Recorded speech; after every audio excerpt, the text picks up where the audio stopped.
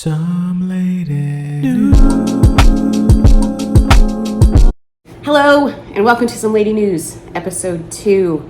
I do hope that you enjoyed the first episode, Fishing Lures and Cream. The second episode is called Dilators and That does what?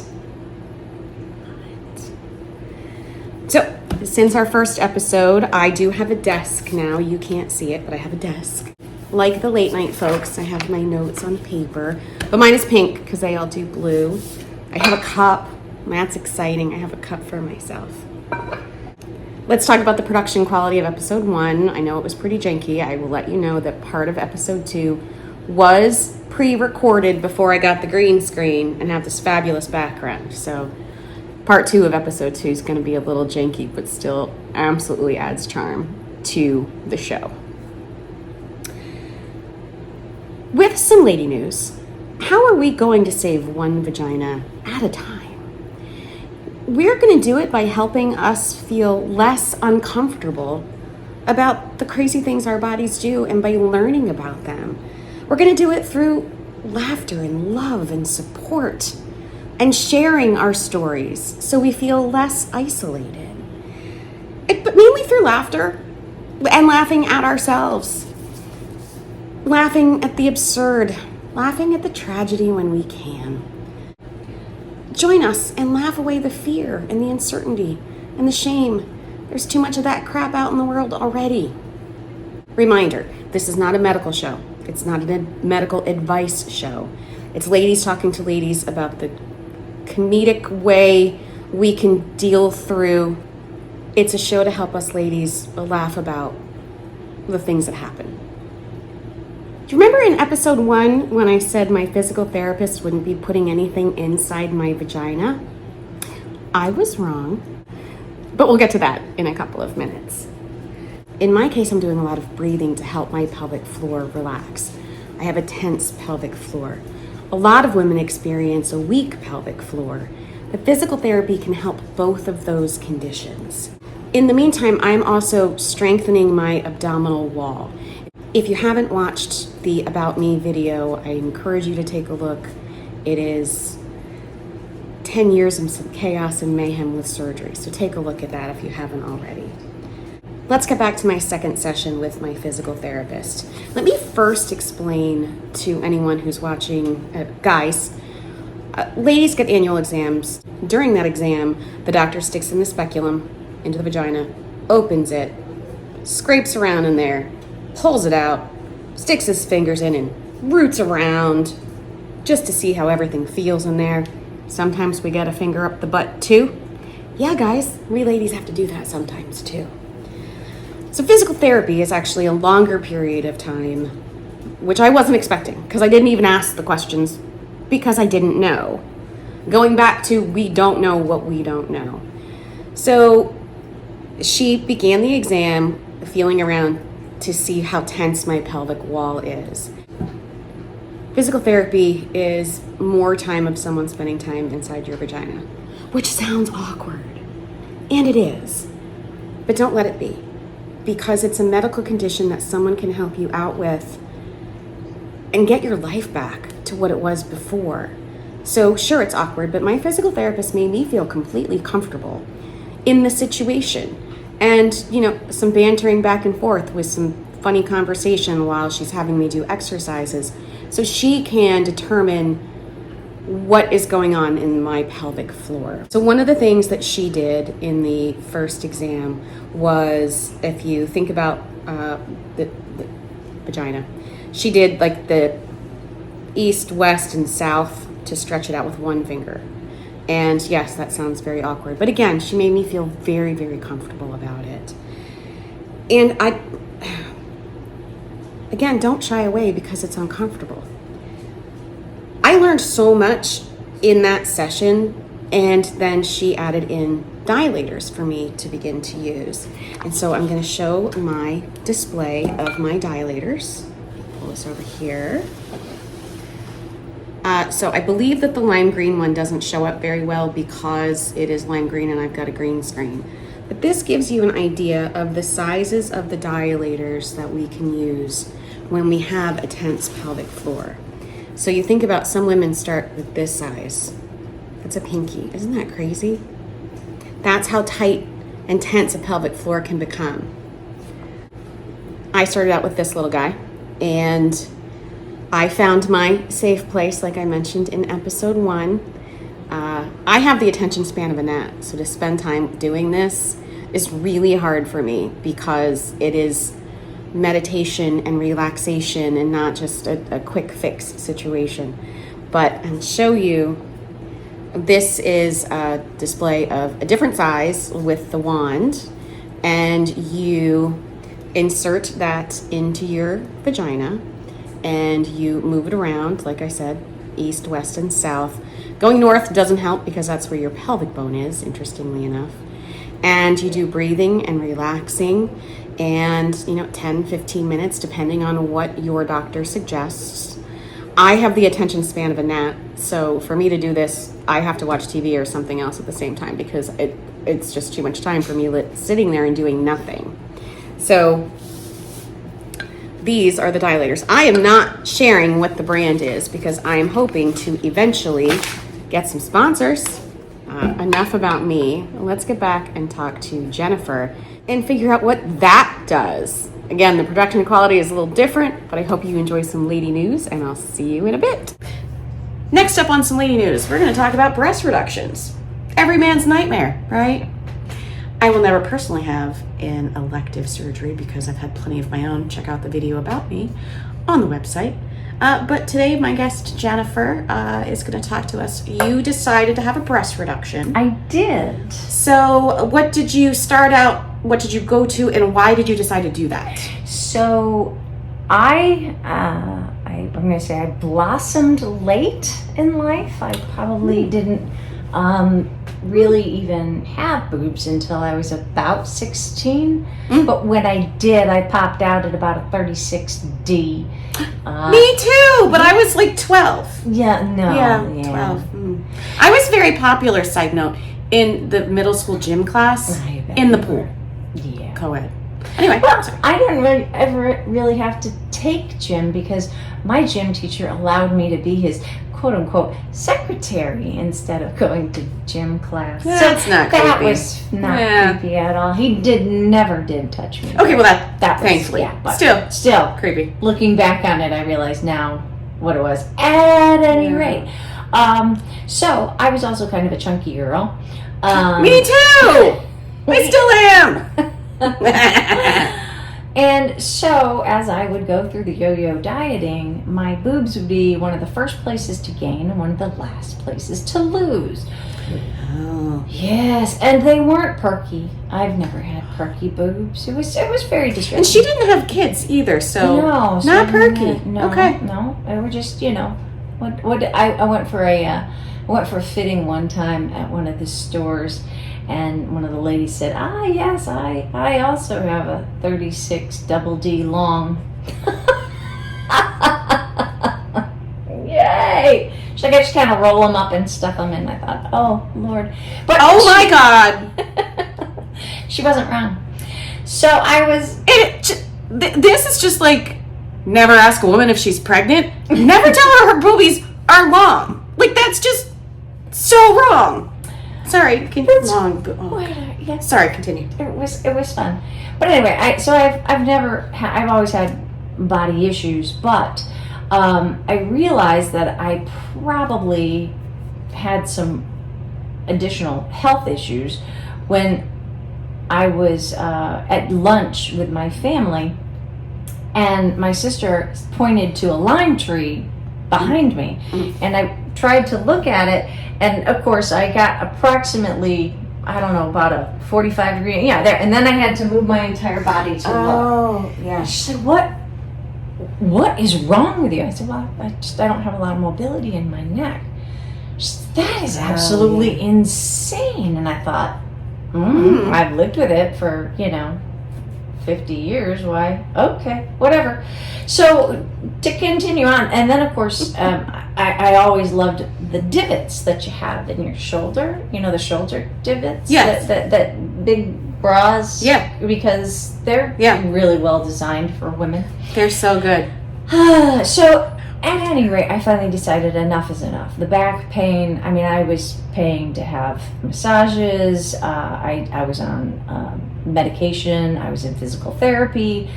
Just all sorts of things for neck and back pain. And what size breast were you at this point? 36 triple D, occasionally a G. Got it. So That's a big boob. Yeah. And I mean, for my size, they didn't look ginormous, but I always wore baggy clothes because, you know, again, I was embarrassed by the size of them. Yeah. I was experiencing all of this pain and all this discomfort, and I was trying to take some dance lessons because I enjoy doing little theater, and a friend of mine was teaching me some steps for a show. And she was talking about the fact that she was going to have to take a break because she was having a breast reduction. Oh, okay. And I said, really? Why? Because she's kind of a little girl. And she, you know, she wasn't as big as I was. And she said, well, the pain in my neck and my back. And I said, hold up, what? Neck and back pain's associated? Really? She said, yeah. I said, wow. I said, that's pretty cool. I said, that's got to be so expensive. And she said, no, my insurance is covering it. It's covered by insurance. It's covered in some cases by insurance. What? Had I known that in my 20s, hello. Oh, it probably wasn't covered by insurance in your 20s. I don't know that it No. was. I don't know. Well, Yeah, nah. if you have a lot of back pain and the giant divots, you can certainly talk to the surgeon and see. And yes, mine was covered by my insurance. I mean, granted, not all of it. You got, you know, there's a percentage. Max. Yes, all that good stuff. Yeah. But because it was causing me so many difficulties, it So was covered. the insurance is covering it because you were spending so much other money with your insurance to Yeah. fix other things. I don't. It's cheaper for them to fix your boobs. One would think, one would hope that Well, that was the theory. They did it, so But they did. yeah. Yes. So why ever they do it, they did. And so I went in and had the reduction done.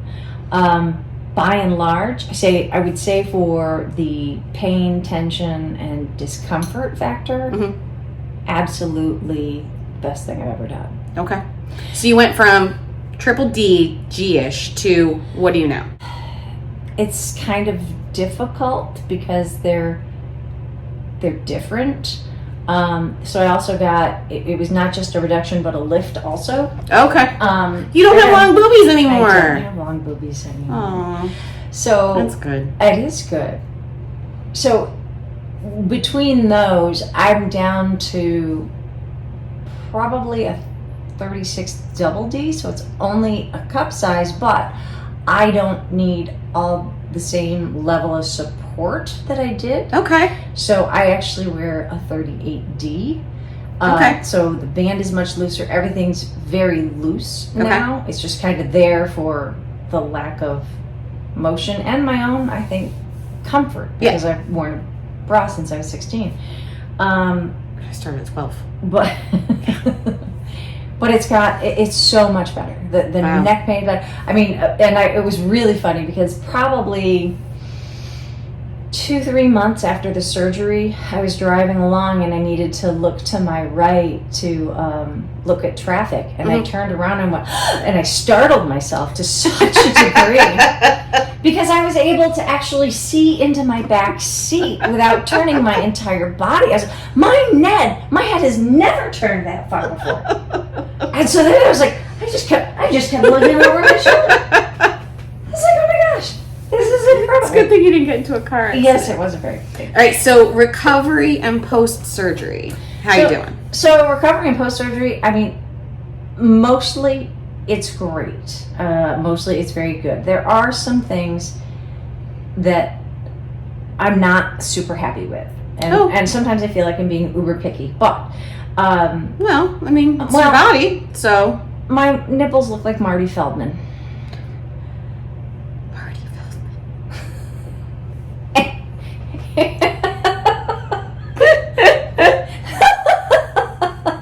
Quick side note, I'm so going to superimpose a picture. Absolutely have to. because nobody else is gonna recognize it. So yeah, one's straight ahead and the other one's off on its own somewhere. Which, it's really funny, and I talked to my surgeon about this, and he's like, well, it's only off by about 1 millimeter. I'm like, you know, you only ever see me naked, so when you see me naked, it's fine. But if I put a shirt on, they're going in opposite. Well, that's why you gotta. No, they don't. You can't. No, they're just, they were put on wonky. And, you know, and Wonky nipples. I do. And so, you know, when you're looking for a surgeon, you're looking at the pictures, but of course everything's blurred. Some things are blurred out. Usually the nipples are kind of blurred out. Oh, okay. And so I don't know if this particular surgeon just makes wonky nipples. Yeah, and that would have been helpful to know. But So we really at a doctor's surgeon's office need to blur out the nipples for a procedure that they do a lot. Like, do you really think anyone's getting off on seeing nipples in a doctor's book? I think that's a little over the top. Yeah. So anyway, at any rate, that is an issue. But the one issue that I think is probably far more distressful is I had extraordinarily sensitive nipples. It was, I mean, not to give, go into it too much, but that was a very large part of my sex life was arousal. Nipple play and arousal. And who doesn't love a good nipple suck?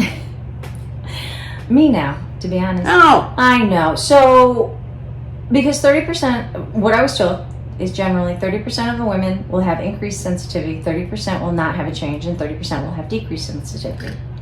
Oh, you were in that bottom 30%. I was in the bottom 30%, but I was also in the top 30%.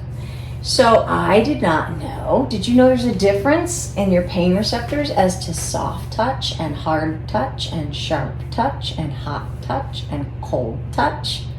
I knew none of these things. Right. What does this mean? Well, it's how your pain receptors heal and how they kind of reactivate themselves. So I have, after my surgery, and I'm talking, we're about a year out. We're over a year out from the surgery. So my healing is done.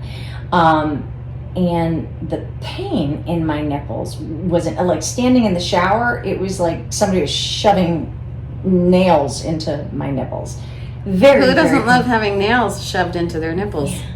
This is horrible. Yeah. So you've lost sensation. I've lost pleasure sensation. Pleasure sensation. And now I have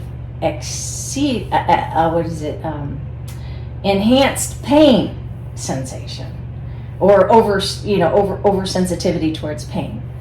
So what do you do about that? Okay, so let me ask this. So it hurts when you're in the shower. What about like when you put your bra on? No, not so much. Okay. It's just when there's like pressure. So my husband really couldn't do much with them because they hurt. I mean, even if he was gently, trying to suckle them or anything. The hubby doesn't get any booby play. No. So can you fix that? What can you do for that? So there are a couple of different things. I'm sure they're super fun. Oh yeah. So the first one we tried was using silicone gel and massaging my nipples for 2 minutes twice a day with the silicone gel. So, not bad, but very painful. Yeah, I was going to say if they hurt and pressure, that 2 minutes of pain. And we did that for probably 3 or 4 months. Oh, wow. Uh-huh. And, I mean, it helped to some degree, but it was still not great. So what we did next were some injections. I think it was a steroid injection. Yes. In your butt? In my nipples. In my nipples. Nipples, yeah. Oh. Needles in the nipples. Nipple needles. Yeah. Did it? Who thought that was a thing? That's not a thing. I did not know that was a thing. This is why we're talking about this, because of this thing. Okay, so back up. You have to get injections into your nipples. I did. You did? Okay, I did. How many? 3 times. 3 times? Over the course of 6 to 8 weeks, so it was like every 2 weeks. Okay. 3 times. And I will say, it has definitely helped with the pain. So the pain has reduced greatly. Unfortunately, it has not increased the pleasure receptors.